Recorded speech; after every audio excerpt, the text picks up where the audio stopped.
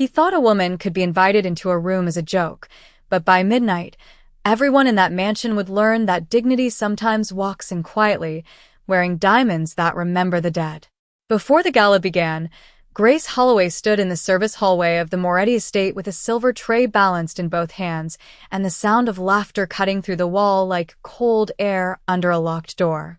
The house was glowing that night, every chandelier polished until it looked like fire caught inside glass, every marble floor reflecting the gold light from 200 candles, every table dressed in white roses, because white had been Lily Moretti's favorite color.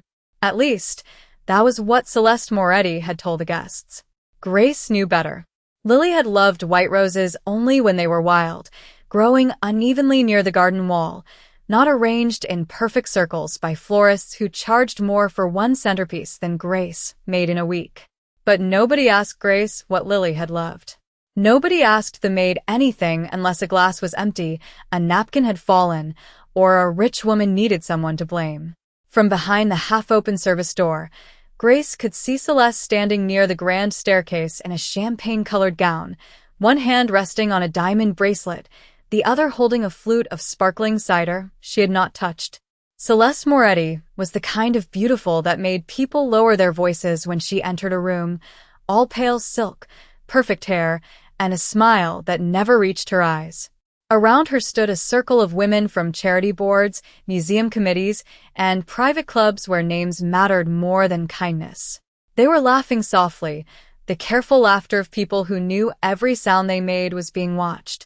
Then Celeste tilted her head toward the hallway and said, loud enough for the room to hear, "I invited Grace tonight." One of the women blinked. "Grace? The maid?" Celeste smiled wider. "Of course. It's a charity gala, isn't it? We should be inclusive." The circle laughed. Grace did not move. The tray in her hands felt heavier, though it held only 12 crystal glasses.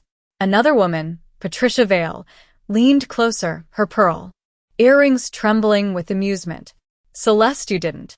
"Oh, I did," Celeste said. "Every queen needs someone nearby to remind the room what poverty looks like." The laughter came again, sharper this time, bright and cruel against the music drifting from the ballroom.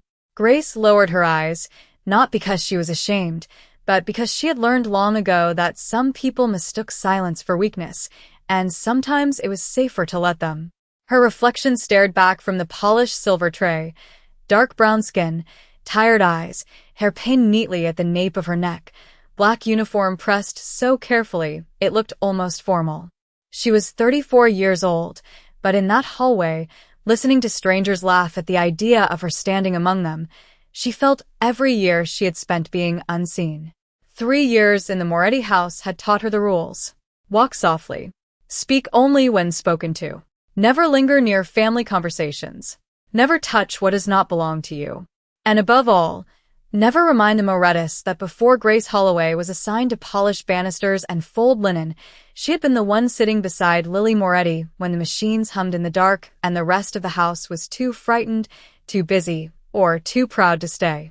Grace's thumb brushed against the pocket of her black apron. Inside, hidden beneath a folded handkerchief, was a small velvet box no larger than her palm. She had carried it all evening like a secret with a heartbeat. It had been locked away for 3 years, wrapped in tissue, tucked behind her grandmother's Bible in the tiny room she rented above a laundromat on the south side of town. She had promised herself she would never open it unless the night came when Lily's name was being used by people who had forgotten her voice. Tonight, Celeste had filled the mansion with donors, photographers, and soft speeches about compassion. Tonight, Lily's portrait stood at the front of the ballroom under a ribbon of white flowers, her young face smiling in oil paint, her blue eyes fixed forever on a family that had rewritten her grief into reputation. And tonight, Celeste had invited Grace as entertainment. A joke. A reminder. A servant dressed up just enough to be laughed at. In the ballroom, a string quartet shifted into something delicate and expensive. Guests moved through the light with glasses in their hands, murmuring about the Lily Moretti Foundation, about legacy, about generosity. No one spoke about the last winter of Lily's life, when the girl's laughter disappeared from the second floor, when she stopped asking for parties and began asking only for quiet, when Grace learned to warm blankets in the dryer because Lily said hospital sheets felt like paper. No one spoke about the nights Lily cried without making a sound because she did not want Uncle Vincent to hear her. No one spoke about the letter. Grace felt her throat tighten, but her face stayed calm. That was another thing Lily had taught her. "Miss Grace," the girl had whispered once, her hand small and cold inside Grace's. "Don't ever let them make you small just because they need to feel tall." Grace had smiled then, though her heart had broken in a place no one could see. Now, standing outside a ballroom full of people waiting to laugh at her, she heard Lily's voice as clearly as if the child were standing beside her. A footman stepped past and whispered, "You okay?" Grace nodded.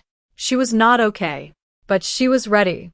From across the hall, Celeste turned and spotted her through the service door. For a second, their eyes met. Celeste's smile sharpened, pleased that Grace had heard every word. Then she lifted her glass in a tiny mocking toast, as if granting permission for the humiliation to begin.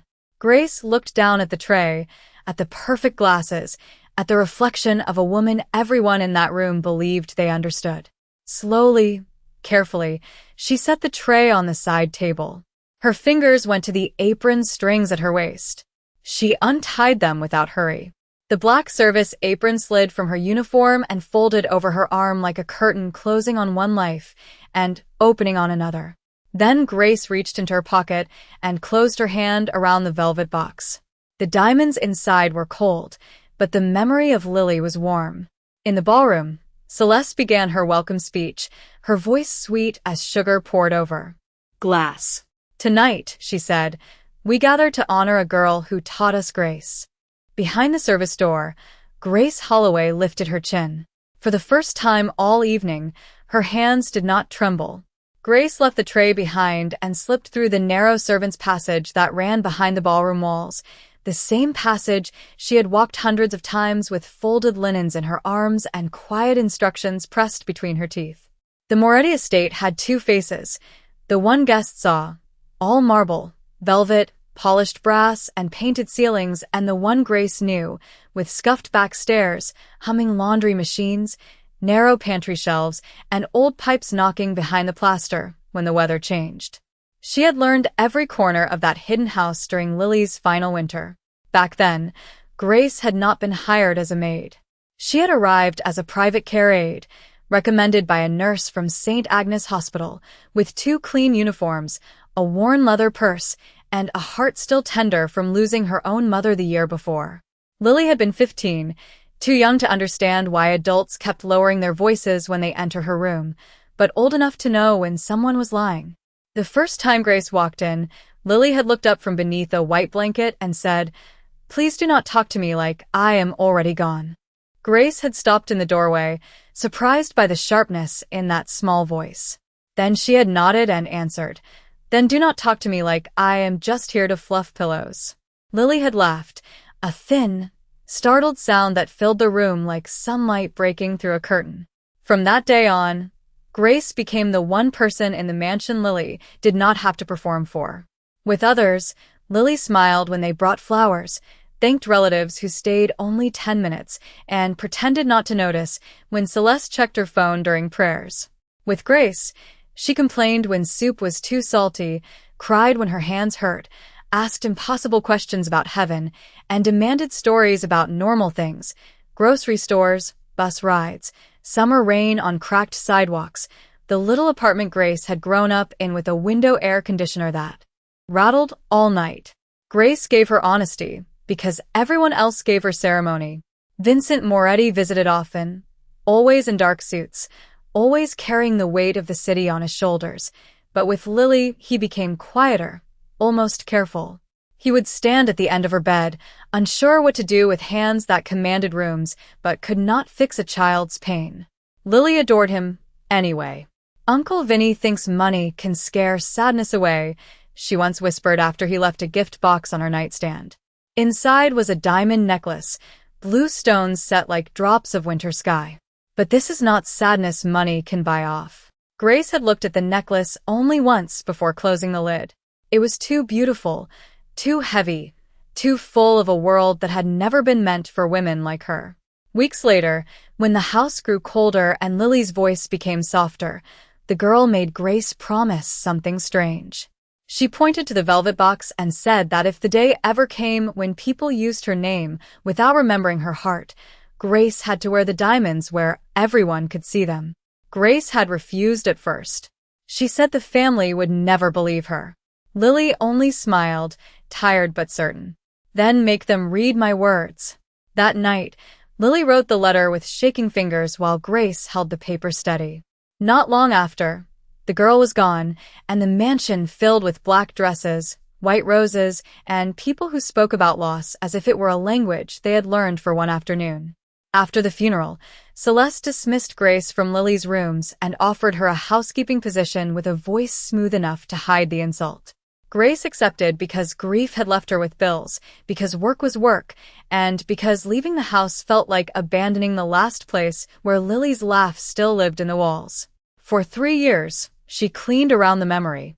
She dusted the locked door to Lily's bedroom. She folded napkins for dinners where no one mentioned the girl unless donors were present. She watched Celeste turn sorrow into invitations, speeches, and engraved plaques. But Grace never opened the velvet box. Not when Celeste corrected her in front of guests. Not when Patricia Vale once asked whether the staff ate leftovers.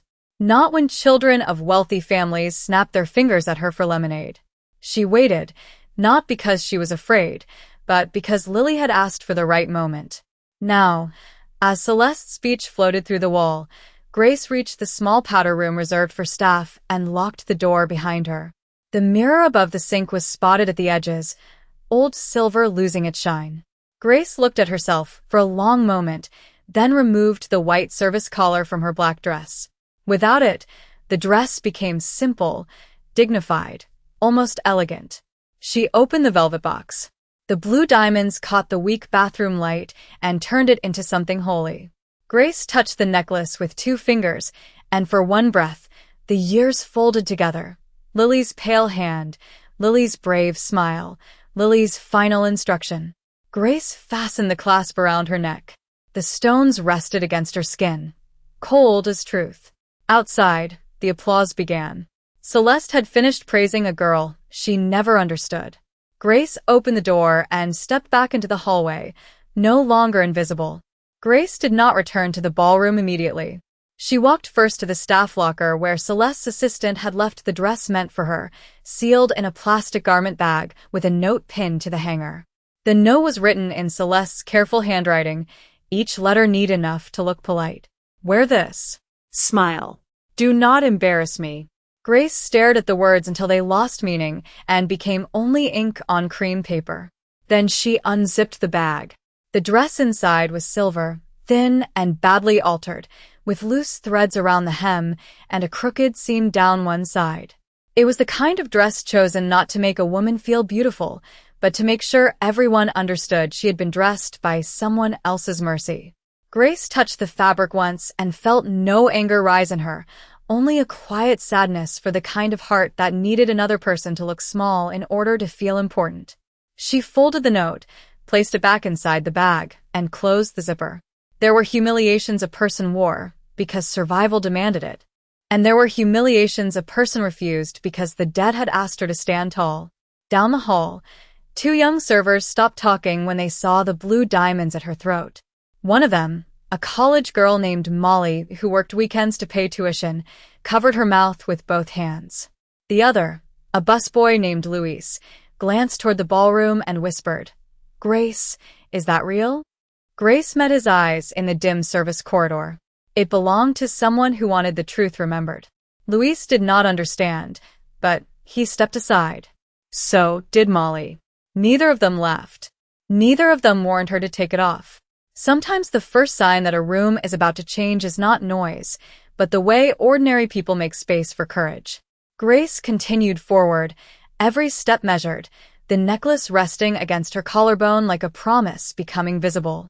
As she neared the ballroom entrance, Celeste's voice floated over the crowd again, soft and polished through the microphone. Lily believed in kindness.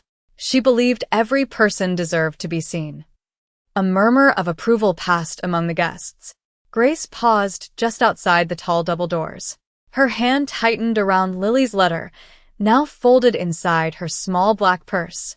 Those words had been true when Lily spoke them.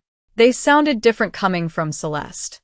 In the grand hall, waiters moved between clusters of donors while photographers took careful pictures of smiling faces beneath Lily's portrait.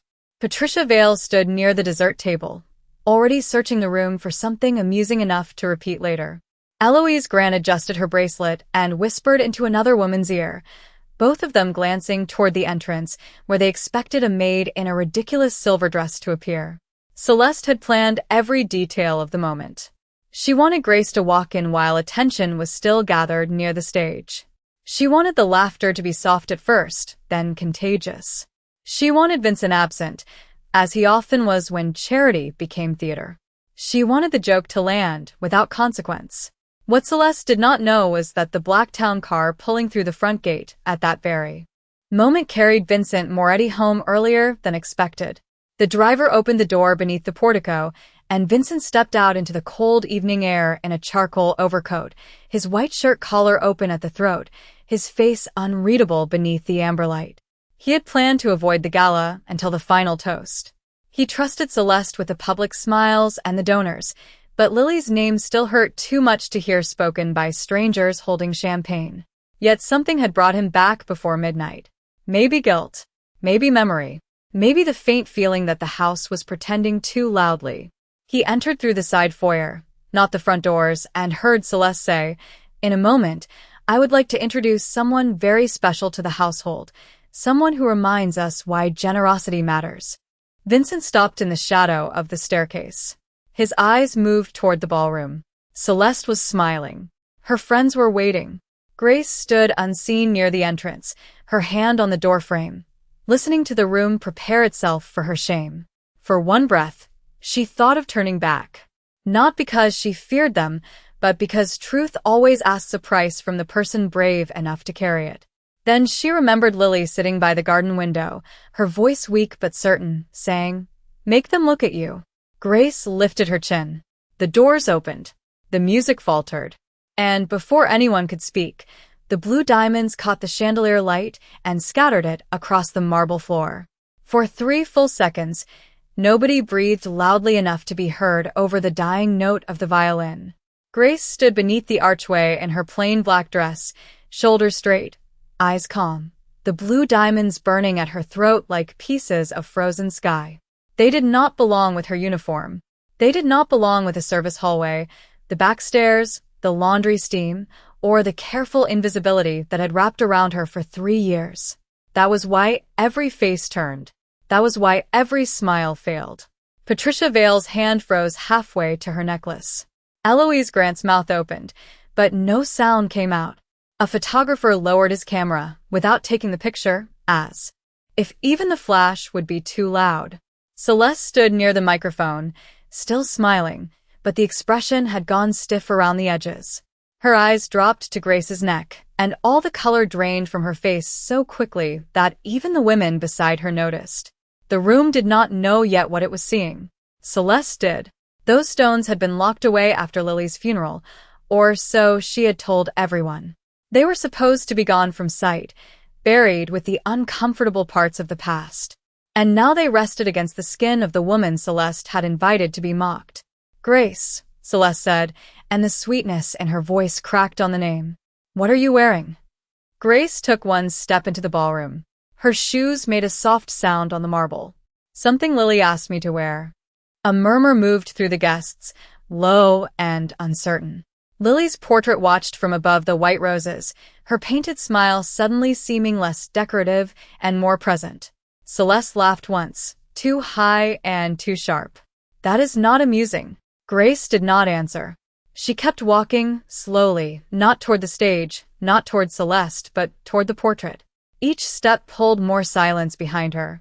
The necklace caught the chandelier light again, scattering blue sparks across the floor like tiny pieces of memory. From the shadowed staircase, Vincent Moretti watched without moving.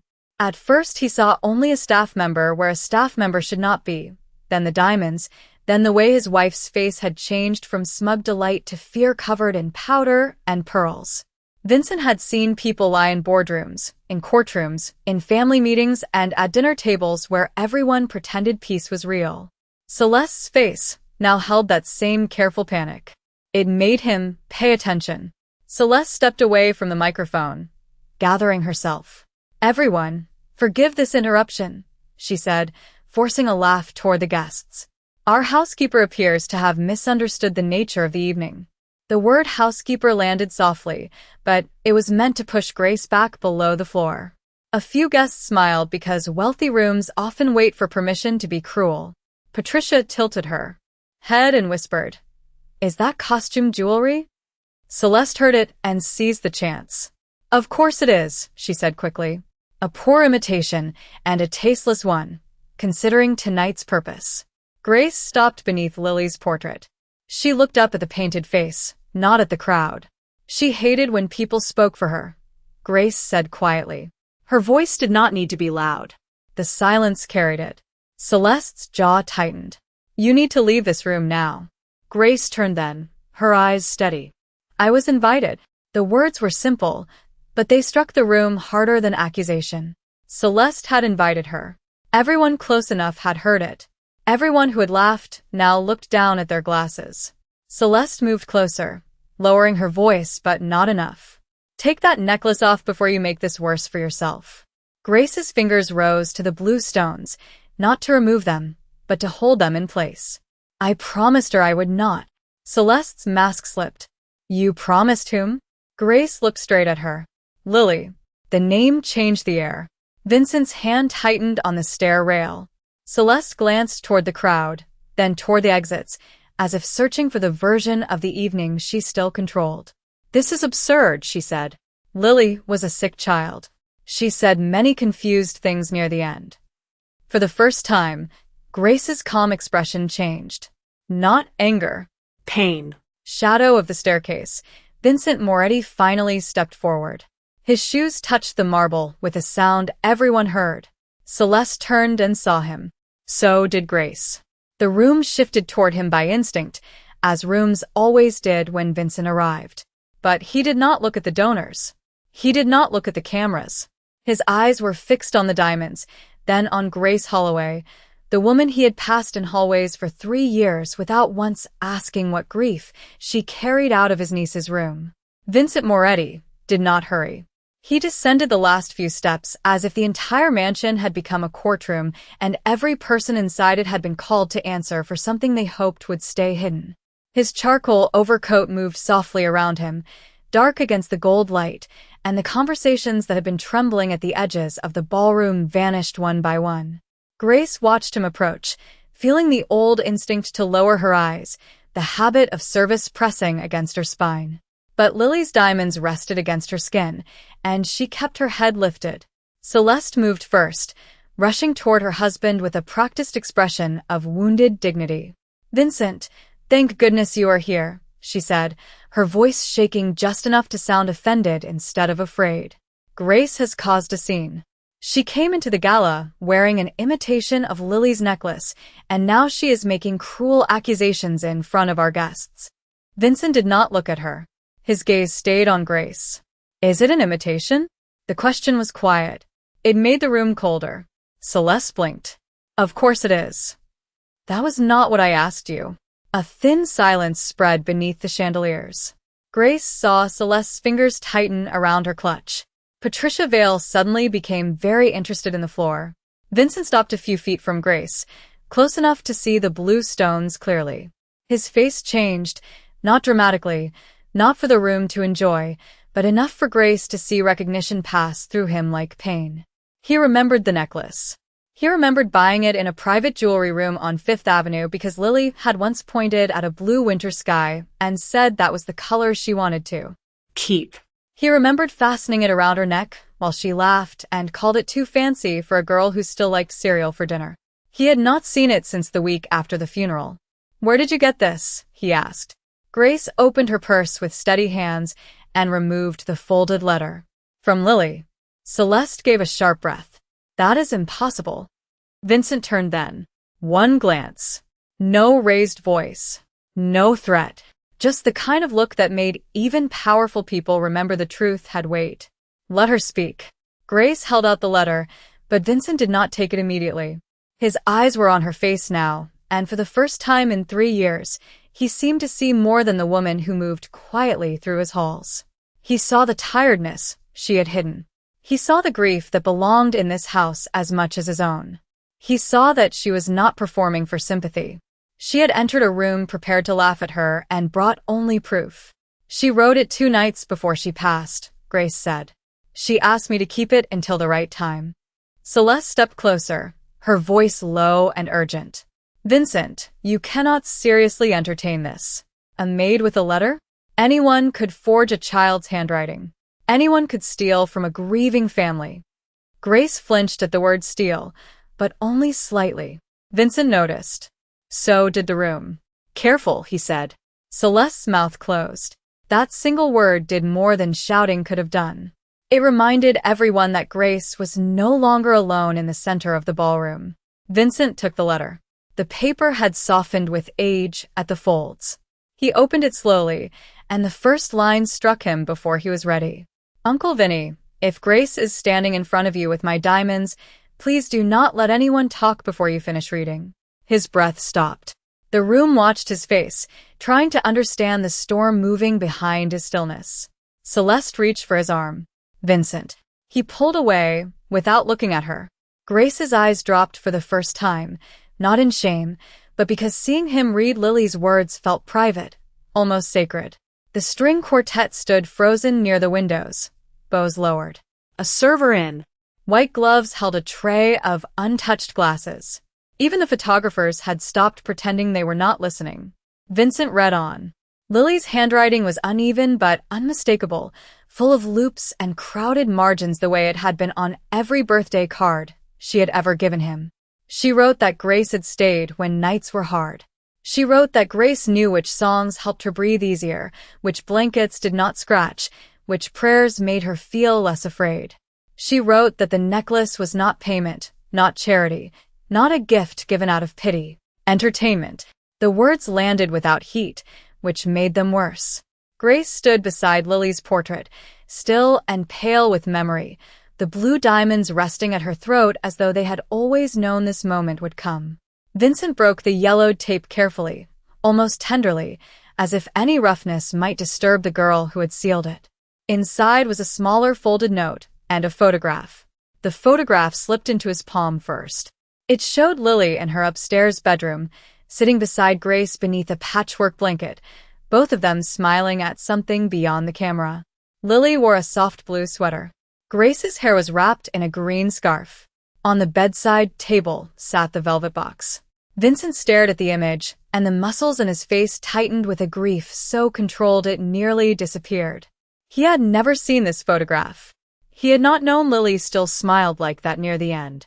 Who took this? He asked. Grace swallowed. Lily did. She had a little instant camera. She said she wanted proof that one good thing happened in that room. A sound moved through the guests, not quite a gasp, not quite a sigh. Celeste crossed her arms. A sentimental photograph proves nothing. Vincent unfolded the note. This time, he read aloud, and the ballroom became smaller with every word. Lily had written that if anyone claimed Grace stole the necklace, Vincent should ask why Celeste removed the first letter from Lily's nightstand after the funeral. He should ask why the jewelry inventory was changed 3 days later. He should ask why the safe record said the blue diamond necklace had been transferred to foundation storage, even though Lily had already given it away. Grace closed her eyes briefly. She had known what the letter said because Lily had told her the truth in whispers, but hearing it spoken beneath chandeliers, in front of the people Celeste wanted to impress, made the wound real again. Celeste stepped backward. She was a child. She did not understand estate matters. Vincent looked up. She understood people. The room went silent in a deeper way. Patricia Vale lowered her chin. Eloise Grant placed her champagne glass on a passing tray with hands that were no longer steady. Vincent turned to a gray-haired man standing near the side wall, the family attorney, Leonard Hayes, who had come only to applaud during the foundation announcement and leave before dessert. "Leonard," Vincent said, "is there a foundation storage record for Lily's jewelry?" Leonard's face had lost its professional calm. "There should be, yes." "Get it." Now. Now. Leonard took out his phone and stepped away, his voice low but urgent. Celeste moved toward Vincent again, anger rising to cover fear. "You are humiliating me in my own home because of a Maid story." Grace's eyes opened. For the first time, she looked directly at Celeste with no softness left to protect her. It was never your home to use her memory like wallpaper. A few guests looked up sharply. The sentence was quiet, but it carried every winter night Grace had spent changing Lily's sheets. Every morning, she had warmed broth no one else remembered. Every prayer whispered when the house slept. Celeste's face flushed. "You forget your place." Vincent turned. No. "I did." The confession startled even Grace. Vincent looked at her then, and something in him seemed older than power, heavier than pride. "I walked past you for 3 years," he said, each word deliberate. "You carried my niece's last kindness in your hands, and I never asked why you stayed." Grace could not answer. If she spoke, she might lose the calm that had carried her this far. Leonard returned, phone pressed against his chest. His expression changed. He did not address Celeste. He addressed Vincent. "The necklace was never legally transferred to the foundation. The inventory note was entered, but no signed receipt exists. There is also a scanned letter in Lily's personal file. It matches the one you are holding." Celeste whispered, "Leonard." He looked pained, but did not stop. The file was marked restricted by Mrs. Moretti's office. The ballroom seemed to tilt around that single sentence. Celeste's world of white roses, speeches, and polished lies began to collapse without a sound. Vincent folded Lily's letter with the care of a man holding something sacred. Then he faced his wife fully. "You knew." Celeste's lips parted. No answer came. None was needed. Grace touched the diamonds lightly, not in triumph, but to steady herself. Across the room, beneath the portrait of a girl who had been gone for 3 years, the truth finally stood where the joke was supposed to be. Celeste stood beneath the chandelier with every eye in the ballroom fixed on her, and for the first time that evening, no amount of silk, pearls, or perfect posture could make her look untouchable. She looked smaller now, not because anyone had insulted her, but because the truth had removed the height she had borrowed from other people's silence. Vincent waited for her answer, holding Lily's letter in one hand and the old photograph in the other. Grace could hear the rain more clearly than the guests' breathing. Celeste swallowed, then lifted her chin as if pride alone could rebuild the room around her. "I protected this family," she said. Her voice was steady enough to sound practiced. "That is what I did." Lily was a child. She was emotional. She became attached to Grace because Grace was paid to be there. You cannot expect a grieving girl to understand what it means to give away family heirlooms. Grace felt the words strike her, but she did not step back. Paid to be there. As if every night beside Lily's bed had been a transaction. As if compassion had an hourly rate. As if love given by a woman in a uniform became less real because it came from hands that also washed dishes and folded sheets. Vincent's eyes darkened, not with rage, but with something colder. Disappointment made final. "Do not reduce my niece's love to peril." Celeste turned toward the guests, searching for agreement. "Surely all of you understand. Families preserve certain things. Names, legacies, symbols. That necklace belonged in a vault, not around the neck of an employee." The old cruelty returned on the last word, polished, but unmistakable. A few people looked away. Not one person nodded.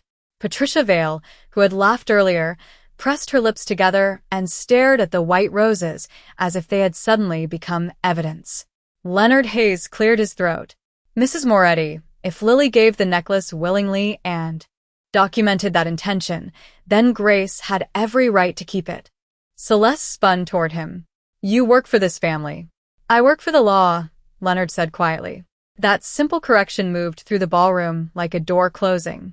Vincent placed the photograph on the small table beneath Lily's portrait, where every guest nearby could see the girl smiling beside Grace.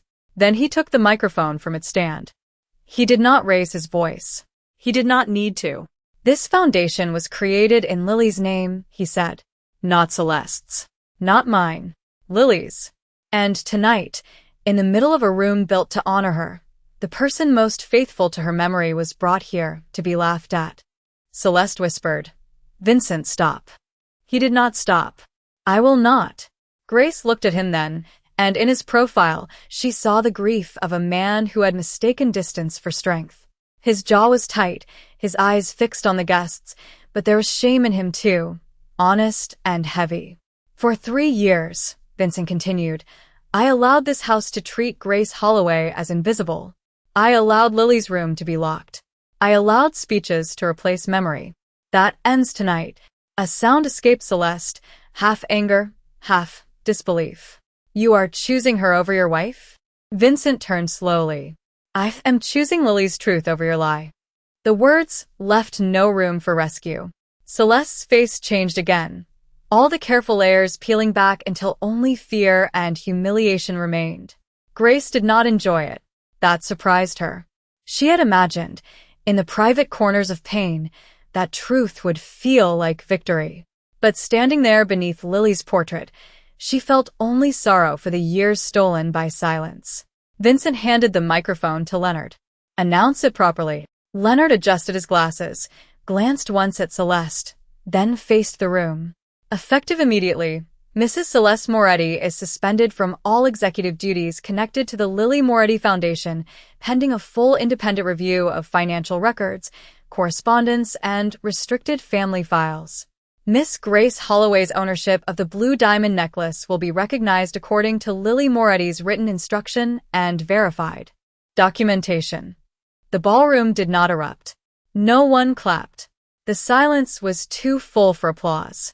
Celeste looked around, waiting for someone to defend her, but the room she had built from status and fear offered nothing back. Even the women who had once followed her laughter now stood still, afraid of being seen too close to it.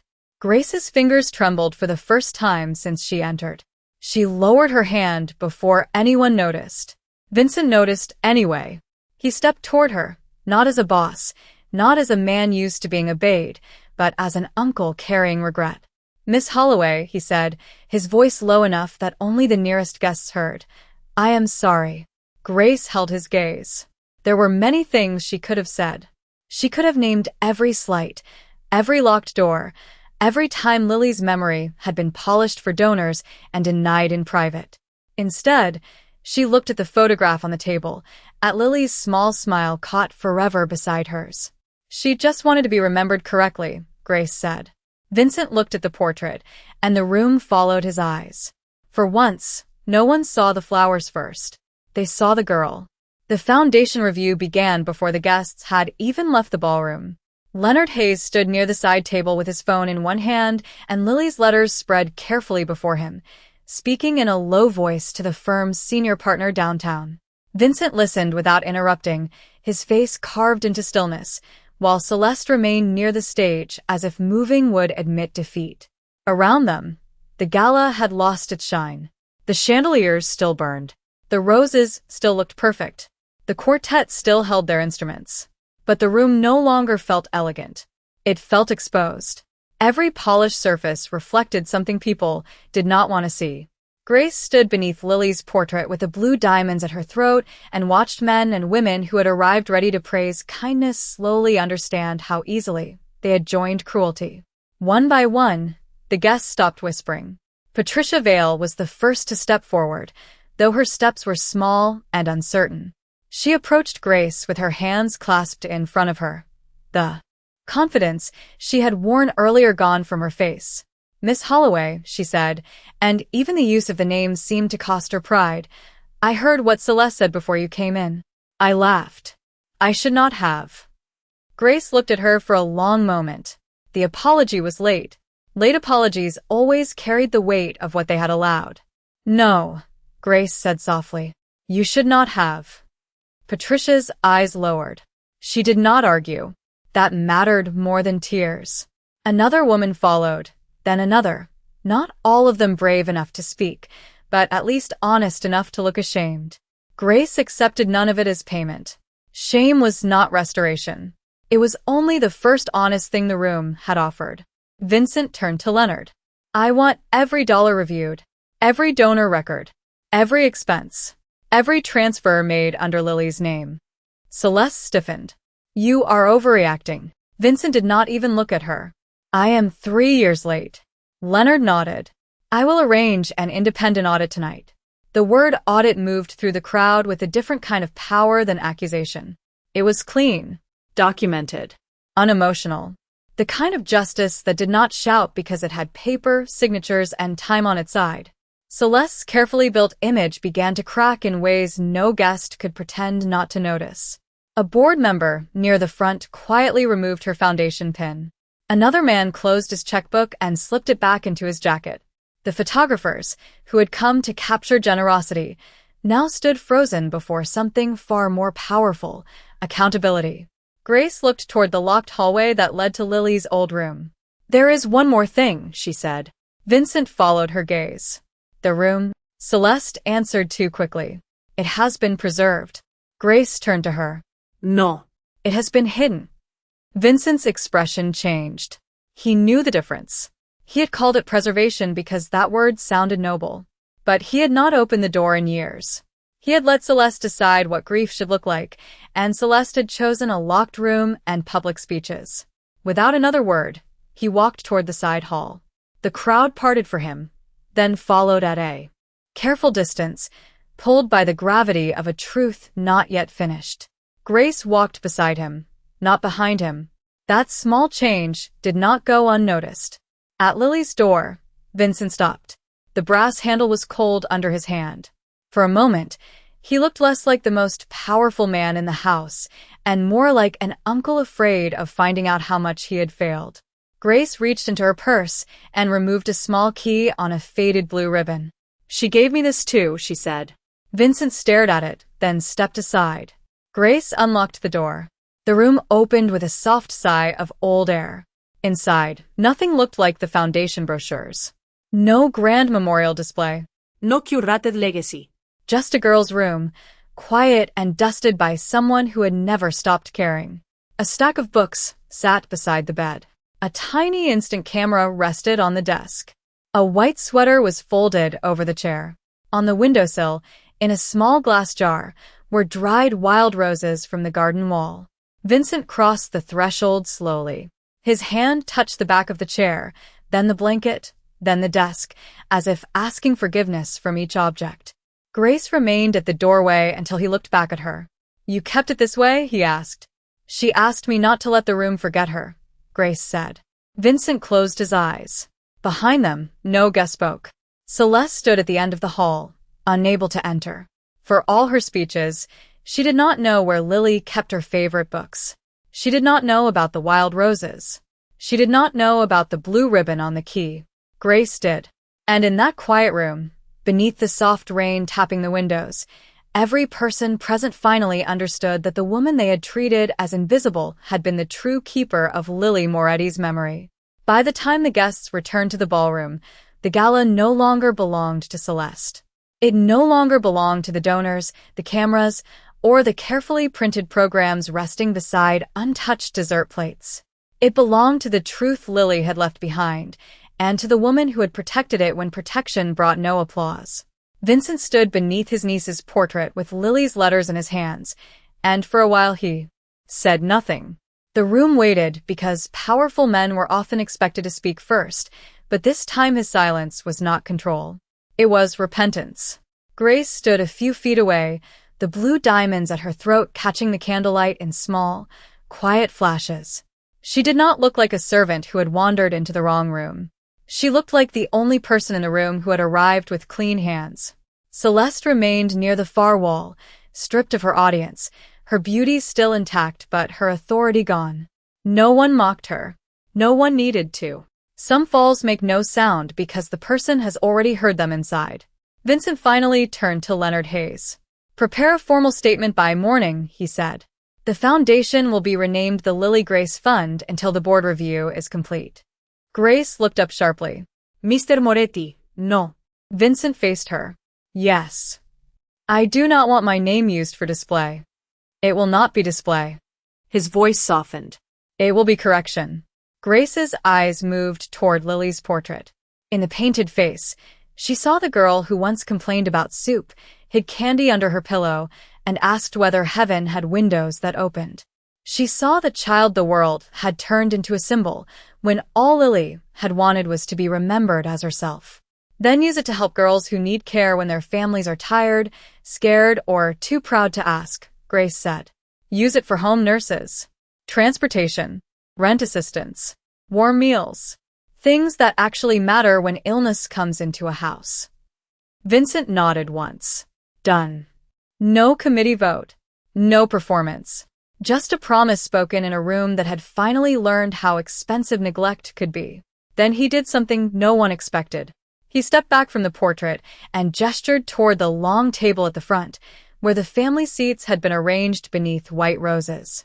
One chair remained empty, reserved by Celeste for appearances, never meant for Grace. Vincent pulled it out himself. Miss Holloway, he said, please sit with Lily's family. The room seemed to inhale. Grace did not move at first. Years of back doors and service entrances do not vanish because one man pulls out a chair.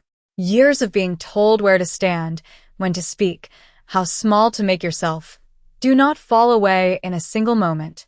She looked at the chair, then at the staff gathered near the ballroom entrance, Molly with tears in her eyes, Louise standing stiff with pride, the older housekeeper pressing a hand to her chest.